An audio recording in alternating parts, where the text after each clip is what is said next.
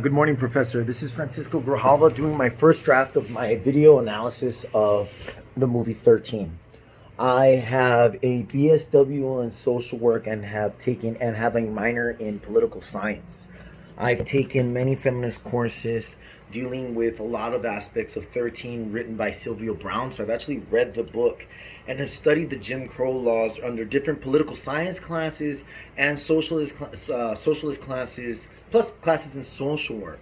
So when I saw this movie, it was basically a condensed version of what I have learned through my process here at UH Manoa. I'll give you a short analysis of the movie so you know that I saw it, and then I'll give you a description of what I thought and my emotional process behind it. So the movie starts out by establishing the legislation and the narrative of war from 1800s and understanding that the African American community, which is the basic the main demographic that they're speaking about. They do discuss Latinos later on, but in the beginning, it's the main demographic is the white supremacist or the white colonialist from Europe bringing African Americans to the Americas, and then the Civil War, and then the 13th Amendment, which was the abolishment of slavery, but not so abolishing slavery, but reformatting slavery in the context of wording to criminalize the African American male in particular. Now, by criminalizing the African American male, you must dehumanize that male and make them into a threat to what the dominant figure is at that time, which was the white male. And what does the white male hold most value? The white female. So when they created propaganda in making African American males to be these rapist, criminalistic, animalistic beings and dehumanizing them, thereby allowing certain actions to happen, such as lynching. As the narration progresses, they start to establish a story that history tells about basically the crimes that was done to the African American community here in the United States, and then how it changed and formatted through legislative laws throughout the years. So when lynching was no longer something that you could do, you couldn't physically beat people up anymore, or you couldn't lynch them, you could still beat them up. We started our segregation era. And then when segregation happened, there was the Civil Rights Act that happened in the 1960s. And that's when the movie starts to establish that through legislation and presidents putting in legislative laws, how the criminal justice came to be a economic infrastructure to make a lot of money on Black and Latino bodies. And it's really dynamic because it's basically been doing it since the 1800s off of free labor. Now, free labor with slavery created this economic infrastructure in the Americas that boomed the Americas incredibly fast. Then when we started criminalizing loitering to the African American community, but the Americans at the time of the colonialist times got back their slave community so that they can put them back into the fields and make money again. Now then, this kind of transformed and mutated into prison labor. Now, and I'm going a little bit too far. I'd like to regress and understand that there are certain laws that were created through media and scaring the general population and making people think that the African American community and the very liberal hippie community were a threat to the nation. And so they were very hard on crime and started thinking about excuse the I'm not supposed to say but they started creating criminalization of drugs instead of today what is viewed more of a mental health disorder. So that was the foundation. So it started with Nixon, Reagan, Bush, and Bill Clinton. And each one set their set of legislative laws. So Nixon created the terminology and the ideology. So he used tough on crime. Reagan established actual legislative laws. So did President Bush. It's not on 13, but because I've taken multiple political science classes, I've taken history courses and feminist courses, we've studied that in 1984 and 1987, I'll leave a source on the link. President Bush created a criminal justice law that was very difficult on crime. And then now in 13, they do talk about in 1994 how Bill Clinton established the 3 strikes you're out and the bare minimum sentencing.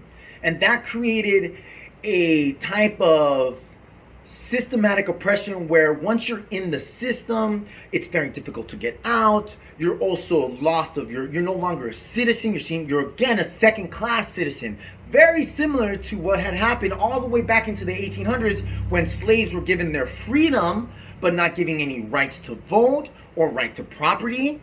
So establishing or understanding how this has mutated and not changed but complexly always influx to basically take advantage of bodies. Let's take away the ethnicity away, but take away of bodies or take advantage of bodies for profit. It's the way I understand it, and I guess that's a fair enough analysis of what I thought the video was, and that's what I'm thinking. So how it makes me feel. I'm an Latino American, Mexican descent or ethnicity, that I was raised in a border town. So meaning I was raised in the United States, raised under American ideology. I pledged allegiance every day, spoke English, but I lived right next to a border town. So I was right next to Mexico. So I have that duality where I can speak 2 languages. So when I think about how this makes me feel, it's one of frustration and fatigue. I actually moved to Hawaii because here ethnicity is different. In California, if I'm in a high density area with a lot of Latinos or a lot of blacks, my ethnicity is a negative. It's a negative because the systematic infrastructure that's put in place, police officers, FBI, Border Patrol, CIA, they're there to look at me as a criminal. Mainly because of how 13 expresses the evolution of how media is portraying men, in general men, of color. But also women are affected of this. Women of color are affected by this as well. And that's why African American and Latino men are extremely overrepresented in the criminal justice system. And then now when you get into the criminal justice system, you start to find out that it's an economic infrastructure that creates a lot of money. And then now that they're being called out because of private systems that are privately owned federal prisons that are making a lot of money are being called out. Now we're looking at the parole process and how we're going to track people, keep them in their homes, and saying, oh, it's all about prison reform. We're tired of punishing people. We're going to try to help them like with more social workers, more parole agents, and they're trying to put it in a nice bow. But in my opinion, I think it's just a re-infrastructure for making more money.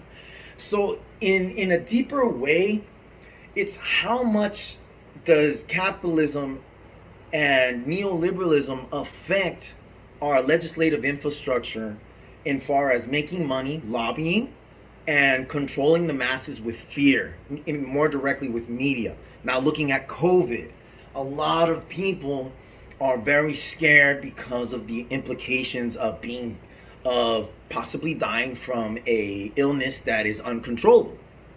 Not uncontrollable, but is spreading incredibly fast, and medical science hasn't caught up to create a vaccine.